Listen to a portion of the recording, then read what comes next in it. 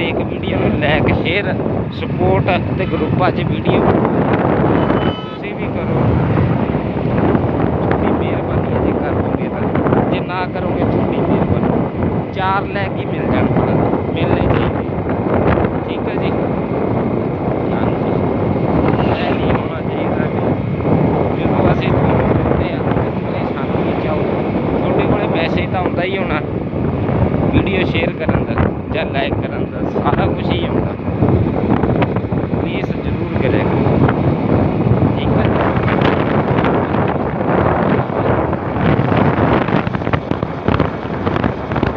ਤੁਸੀਂ ਕਹਿ ਰਹੇ ਤੁਸੀਂ ਸ਼ੇਅਰ ਕਰੋ, ਲਾਈਕ ਕਰੋ। ਹੈਲੋ, ਸ਼ੇਅਰ ਕਰੋ ਜੀ, ਵੱਧ ਤੋਂ ਵੱਧ ਲਾਈਕ ਕਰੋ, ਲਾਈਕ ਕਰੋ, ਕਮੈਂਟ ਕਰੋ, ਸਪੋਰਟ ਕਰੋ। Thank you. ਮੈਂ ਮੇਰੇ ਦੋਸਤ ਨੇ ਵੀ ਕਹਿਤਾ ਹੁਣ, ਇਹਦੀ ਵੀ ਗੱਲ ਸੁਣੋ, ਓਕੇ ਜੀ।